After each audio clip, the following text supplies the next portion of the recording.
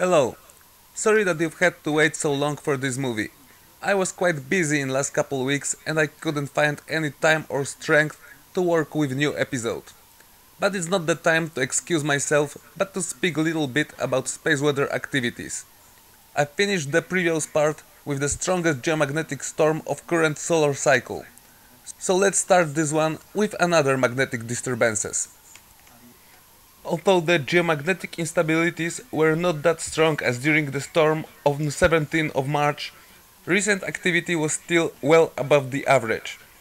In the morning of April 11, strength of magnetic field in Kiruna dropped by 700 nanoteslas. And one day earlier, disturbances were even stronger. Geomagnetic jolt reached almost 1000 nanoteslas just after the midnight.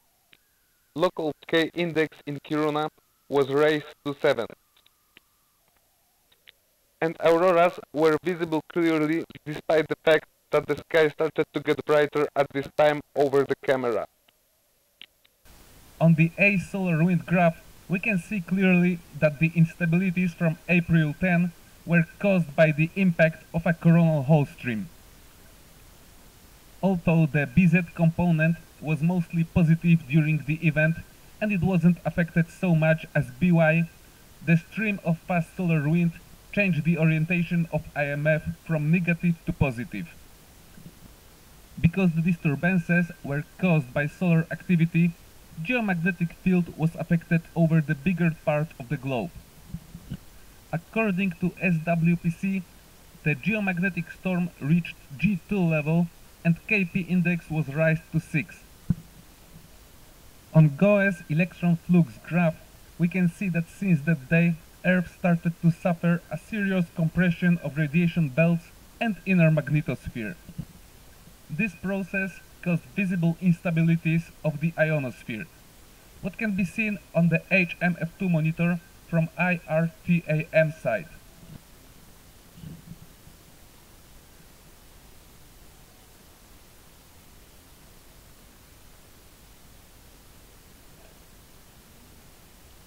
Height of F2 layer started to grow far from the equatorial belt.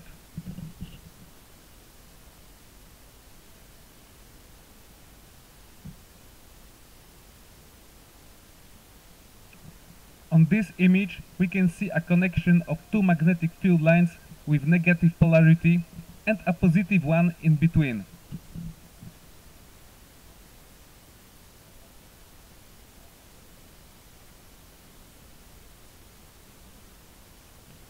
And here we can see how another positive connection over Alaska pushed the ionosphere down to extremely low altitudes.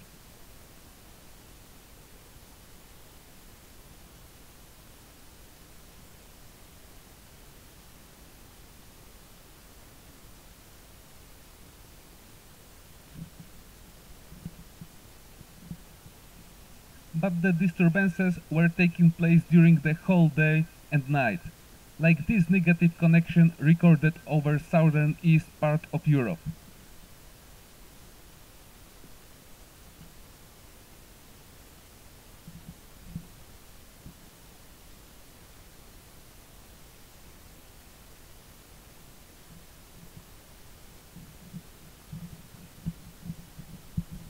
But it seems that the impact of coronal hole stream was not the only factor which affected the geomagnetic field. On the new SWMF plus RCM magnetopulse position monitor, we can see nicely that couple hours after the arrival of fast solar wind stream, Earth started to be influenced by the response of low energy field, what caused a clear increase of backside plasma pressure.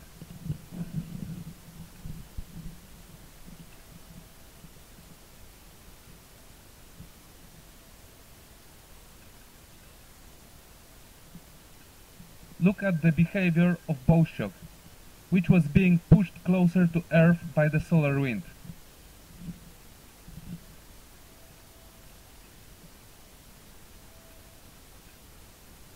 And now notice how the opposing force caused by the response of low energy field pushed it back towards the Sun.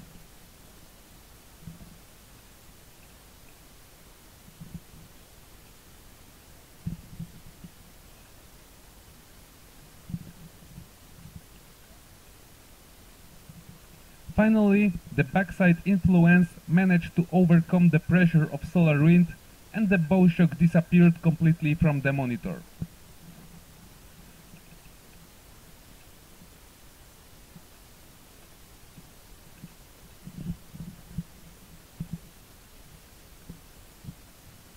On the YCAT magnetosphere monitor, the increase of backside pressure is visible even better. We can see as well how it affected the shape of inner magnetosphere.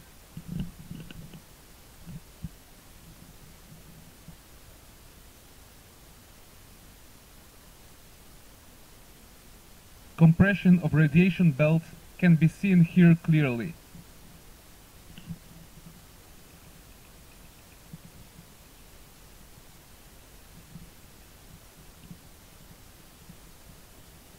Notice as well that the density of particles started to grow in the far side of magnetotail.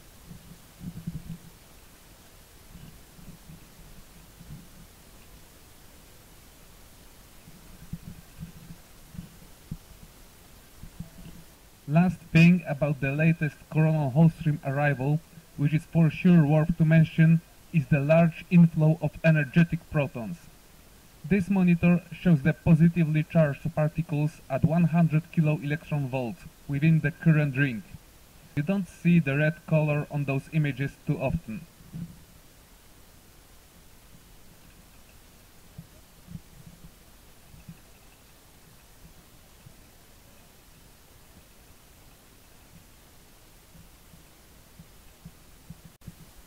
It seems as well that the fast wind stream included much more protons than electrons. Although there were some inflows of negative particles, they disappeared quickly from the current rings.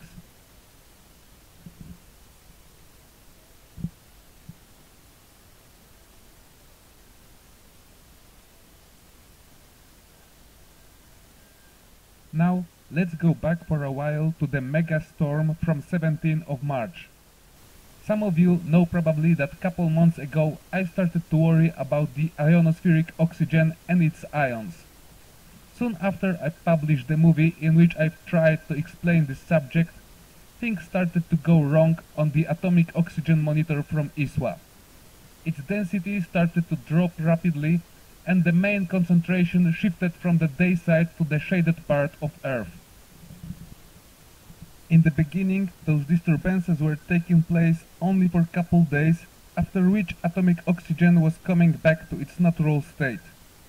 However, in last 2 months or so, the density remained low all the time, and ions didn't return to the day side anymore.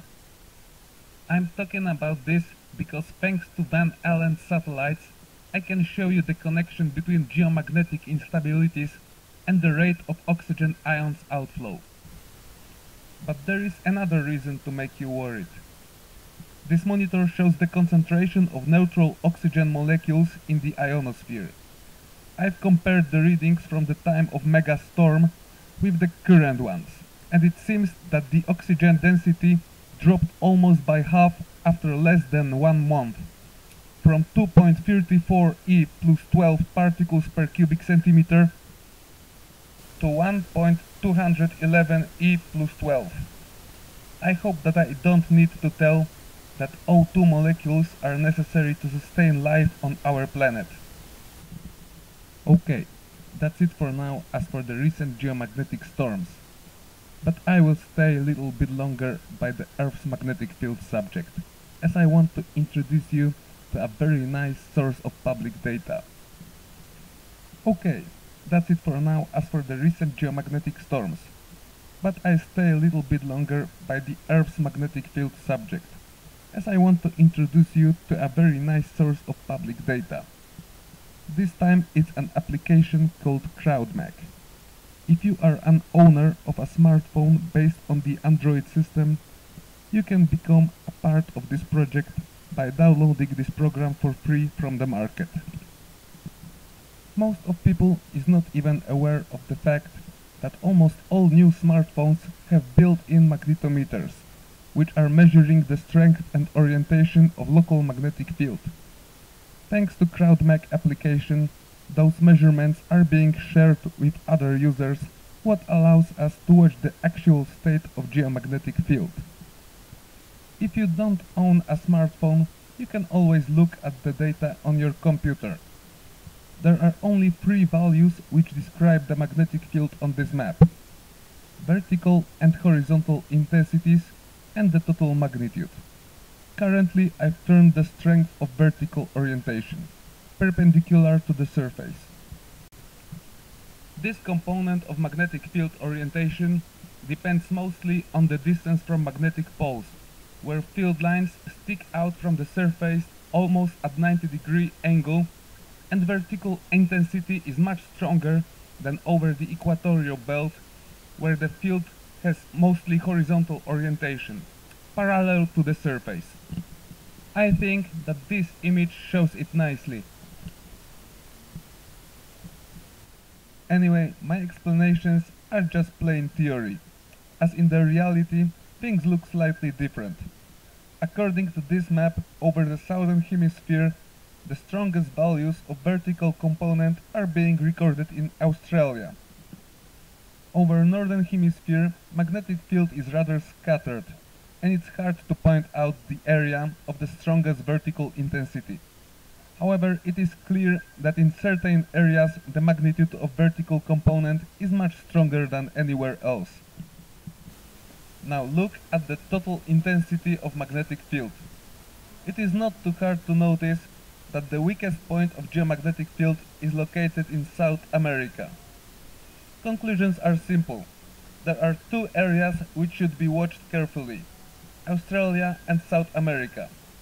By coincidence, I pointed out those areas some time ago. My advice is to watch your local magnetic field on daily basis.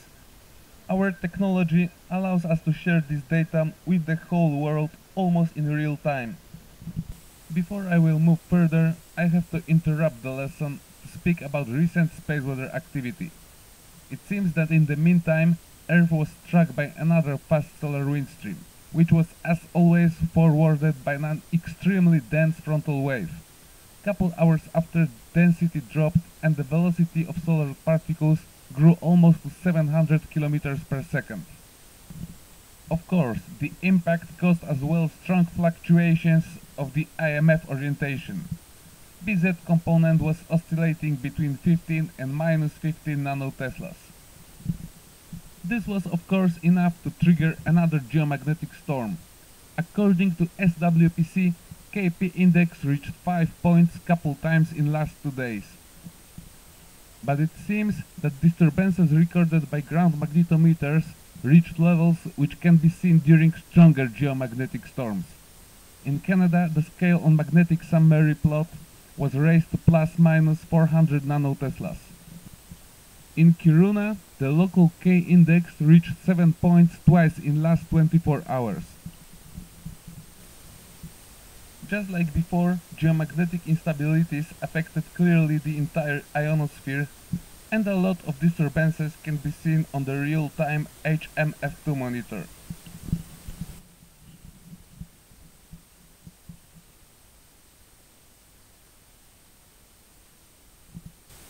Notice that the negative magnetic connections affected the height of F2 layers far from the equatorial belt, where the influence supposed to be visible mostly.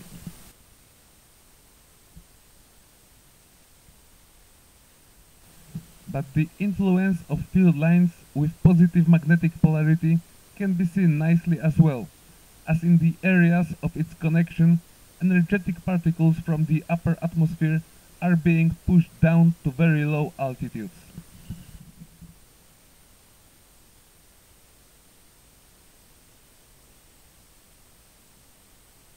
It seems that most of those ionospheric disturbances can be tracked as well on the new SWMF plus RCM magnetosphere monitors. For example, at the time when this anomaly was recorded, magnetosphere was going through some serious instabilities.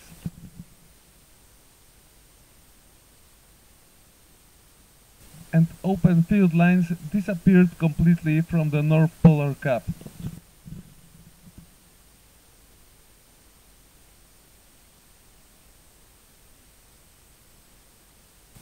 This disturbance, which took place couple hours later, can be seen as well on the magnetosphere simulations from CCMC.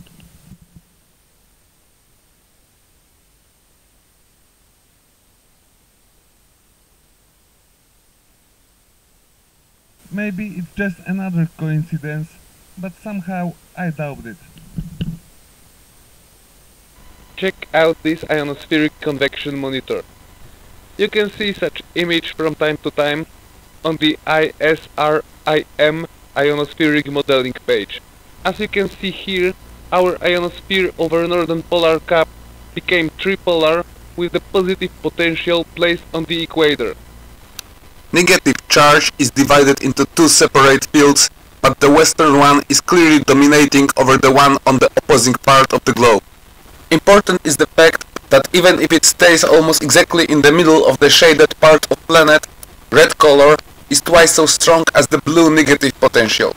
And it seems that SWMF plus RCM ionosphere electric potential monitor recorded some visible instabilities at the same time, but the result is slightly different.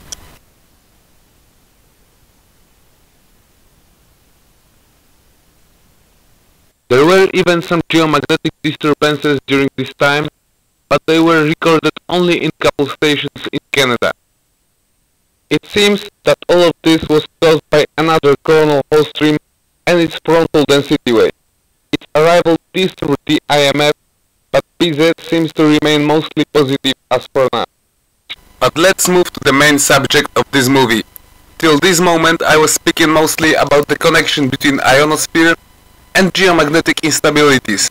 What is actually a well-known fact.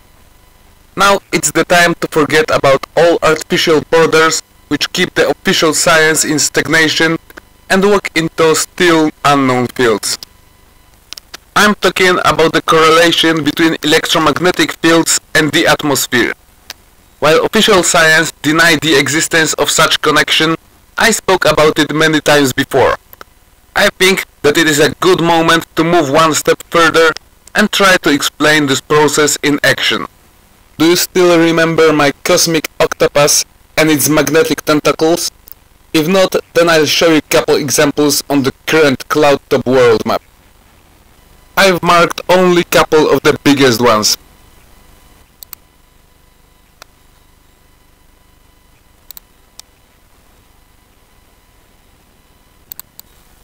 Of course, their shapes and locations are changing all the time, and after a couple hours, the situation can look completely different.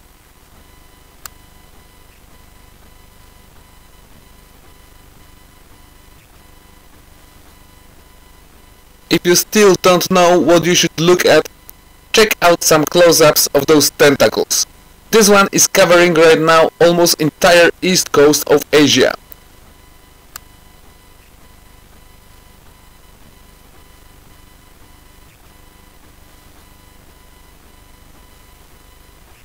Look what happened when this field line established a connection with the surface of Earth.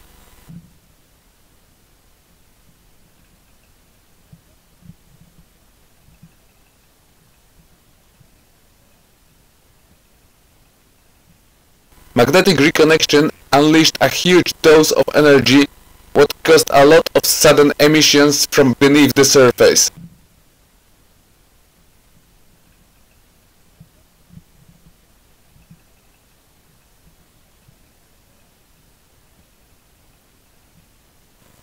I spent some time to check out what kind of emissions were caused by the reconnection, and it was a good idea.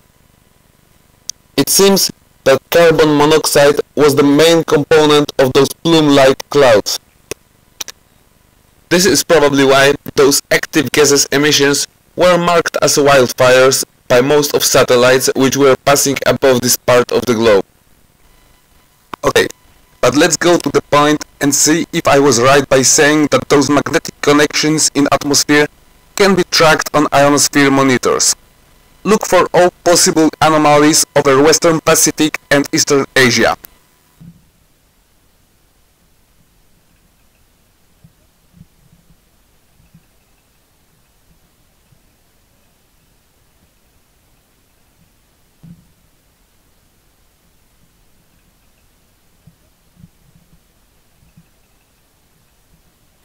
seems that there is quite a lot of them. Some of them are caused by field lines with positive orientation, dark blue color, and other by the negative ones, which are pulling energetic particles up. But I think that most important is to look for connections made by field lines with opposite polarities, like the one on this image. As I said many times before, there has to be plus and minus to allow the current to flow. But let's try it another way and check if we can see some of those atmospheric field lines in the areas where strong ionospheric disturbances are being recorded on the daily basis, like on almost entire west coast of Northern America. It is even better. Besides the giant tentacle which connects Pacific with Atlantic, a huge counterclockwise spinning air mass appeared right in the middle of ionospheric disturbance.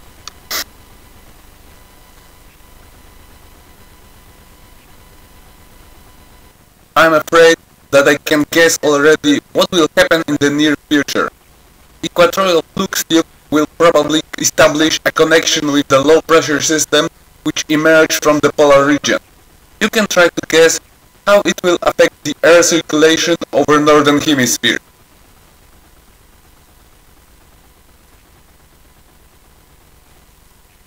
But let's go further. Over the Atlantic we can see two positive field lines which connected South America with Europe and South Africa. Problem is that in this region there is so many field lines that I just don't know which one I should point out.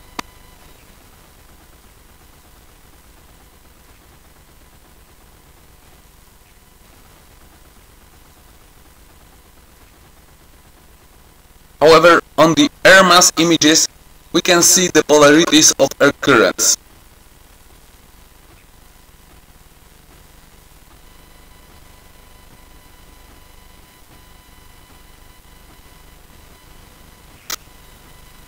Now, let's look at the Indian Ocean, where we can see quite often the influence of a positive magnetic connection. Somehow, I'm not surprised to see a magnetic tentacle right in the same spot.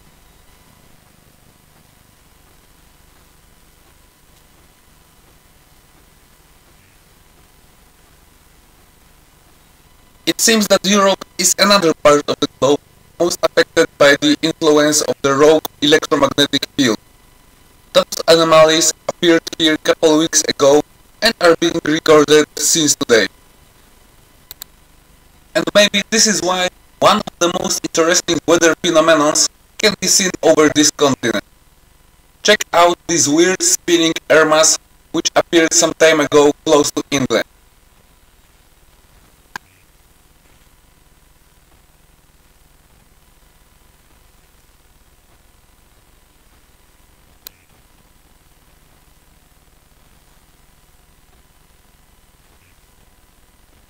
Between 20 and 21st April, this weird system passed over Great Britain as it was moving northwest, against our natural air currents.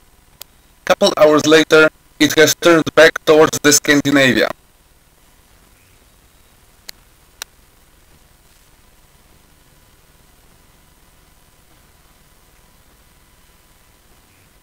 Traveled through Denmark and moved to Germany.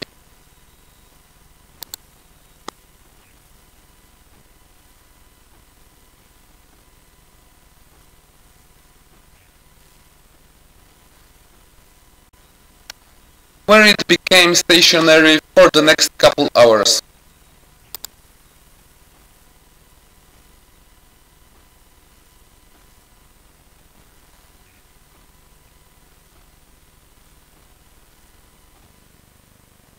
Finally, less than 1 day ago, it made a reconnection with one of the field lines connected to North Africa and disappeared.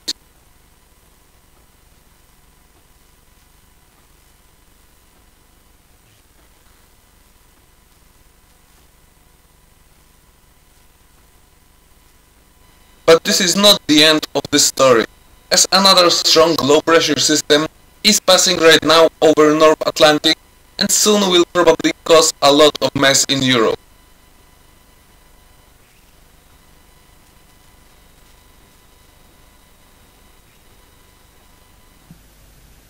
time to move to the most important part.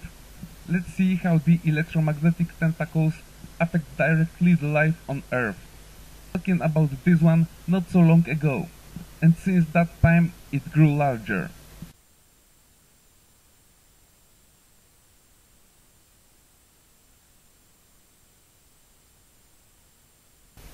Right now it is connecting polar vortex with India.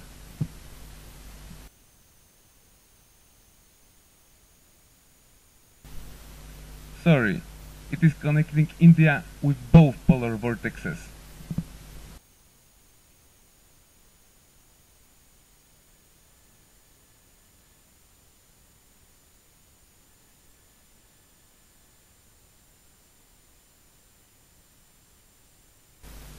Each time when geomagnetic field lines connect both hemispheres, a huge amount of energy is being unleashed straight from the core, where magnetic field is being generated. Of course, the core is isolated from the interplanetary magnetic field by multiple layers. Atmosphere and crust are for us the most important ones, as they are made mostly of neutral molecules. Of course, water, metals and some minerals are very good conductors and allow the field lines to penetrate the crust. Magnetic tentacles will stick to the areas where crust is weak. Himalayas, the highest mountains on our planet, are actually the youngest ones and look like giant wound on the Earth's surface. And this wound is still fresh. Orogeny is a very violent process. And here atmosphere interacts directly with the solid rock. Magnetic field is capable to trigger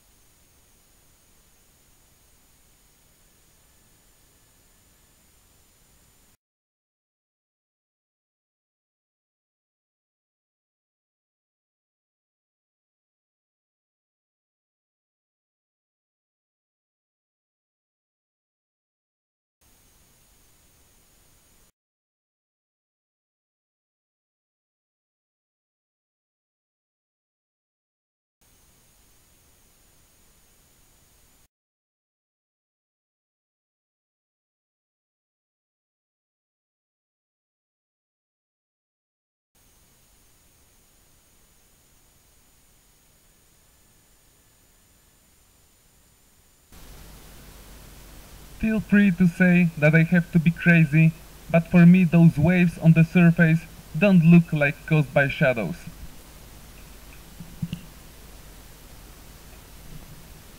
I would be really happy if it would be just an optical illusion, but the outlines of continents don't match the pictures taken by satellites.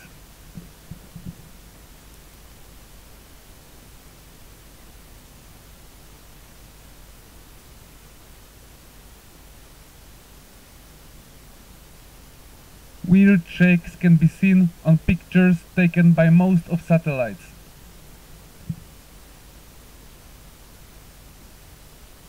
In some cases it looks irrational.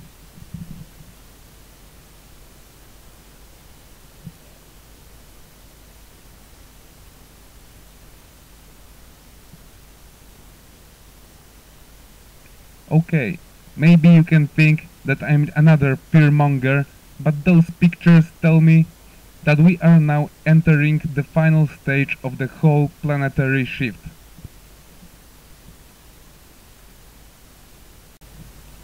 Air currents are turning back.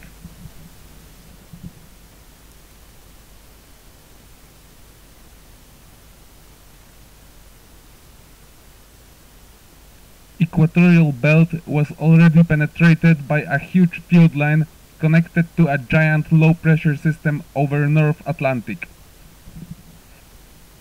Another field line from the southern hemisphere is close to meet the northern one. I don't know what will happen then. It will be probably spectacular.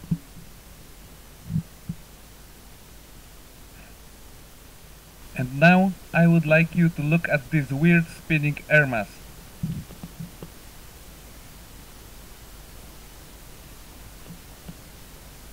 It appeared as a result of reconnection between open geomagnetic field line with the equator. Since last 2 days or so, it didn't move too far from this area.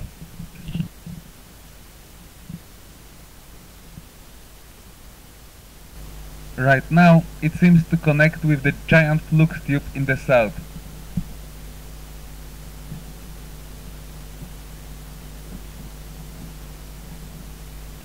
It is possible because the counterclockwise rotation is generated by high air pressure, around 1018 hectopascals. Just above the air mass, we can see how another field line goes through a reconnection, what triggers some nice visual effects.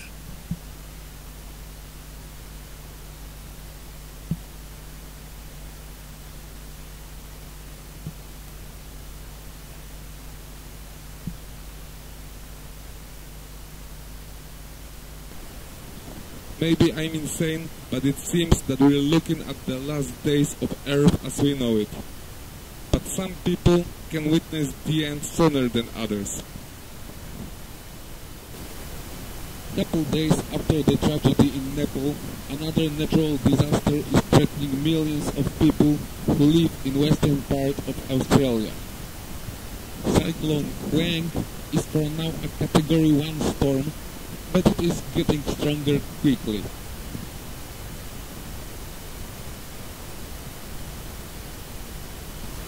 In the same time, the spinning air mass collided with the giant flux tube, what triggered some enormous and active emissions in South Mexico. Quang reached a Category 4 cyclone just before it entered the coast and disappeared couple hours later.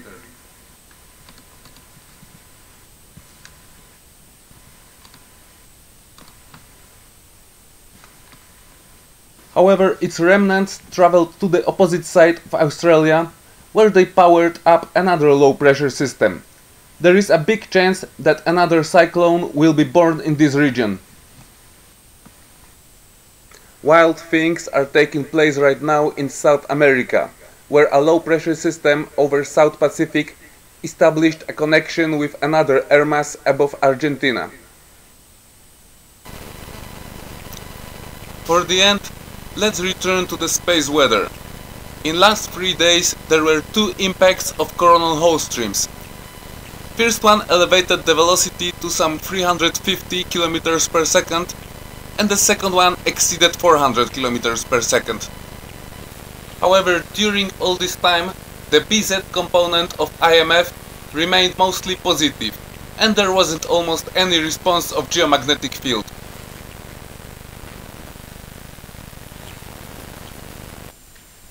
Problem is that current models do not include the equatorial reconnections with ionosphere. During the second day of May, there were 2 major discharges of current rings, one after another.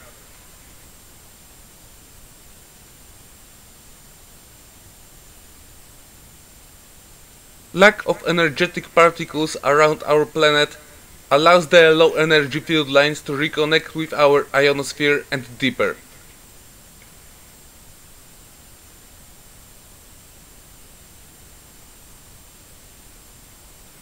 My last advice in this episode is to look at this representation of ionosphere. It includes the thickness of particle clouds and position of the sun at 12 o'clock. And for the very end, a nice footage of continental shakes and wobbles. For today, class dismissed. Be safe. Peace.